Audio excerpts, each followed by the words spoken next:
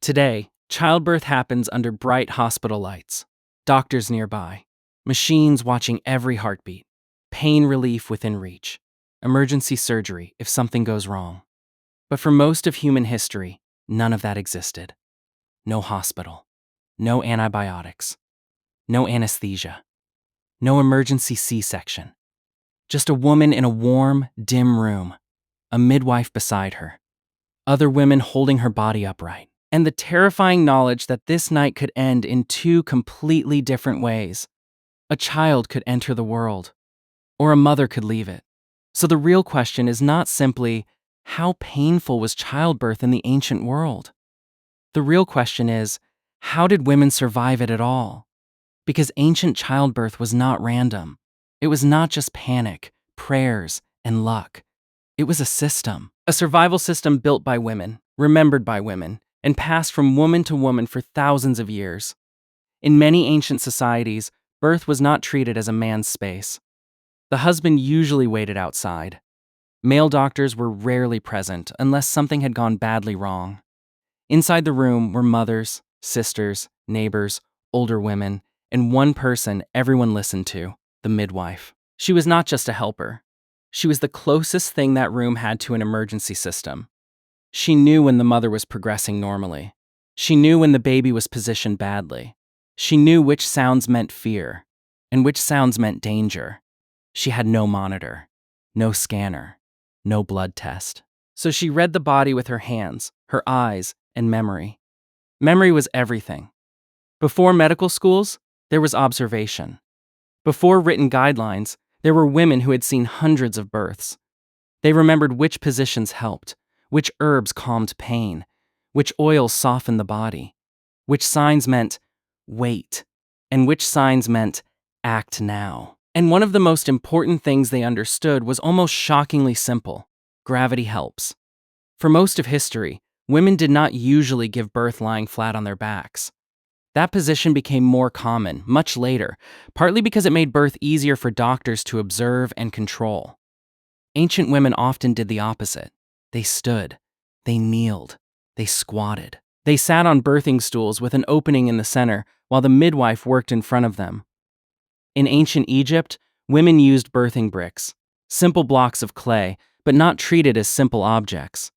Some were decorated with protective images, because in that world, the practical and the sacred were not separate.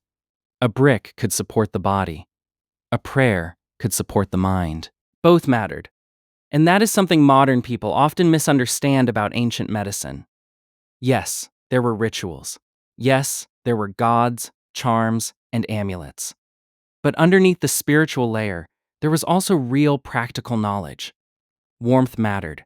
Position mattered. Touch mattered. The room itself mattered. A woman in labor was not left alone to be strong. She was surrounded. Someone supported her back. Someone held her arms. Someone wiped sweat from her face. Someone whispered that she had done this before, or that other women had survived this before her. That was not just kindness. That was pain management. Fear makes pain worse. Isolation makes pain worse. A calm voice, a steady hand, a room full of women breathing with you. That could change the entire experience. Ancient midwives also used what they had: warm oils, massage, compresses, herbal mixtures, sometimes wine to calm the body and dull the edge of pain. Some remedies were probably useless, some may have helped, and some were dangerous by modern standards. But the important point is this: they were trying to manage childbirth with the best tools available in their world. This was not ignorance. It was medicine before machines. But even the best midwife could not control everything. Sometimes the baby came the wrong way. Sometimes labor lasted too long. Sometimes bleeding did not stop. Sometimes the mother's body reached a point where knowledge, courage, and prayer were not enough. That was the ancient terror. There was no ambulance coming, no operating room waiting down the hall, no modern transfusion, no safe emergency surgery that could reliably save both mother and child. When birth went wrong, the room changed. The voices became quieter. The midwife had to make decisions with almost no margin for error. And this is why childbirth shaped ancient life so deeply. Every birth was not just a family event, it was a threshold, a doorway between life and death. And yet, generation after generation, women crossed it.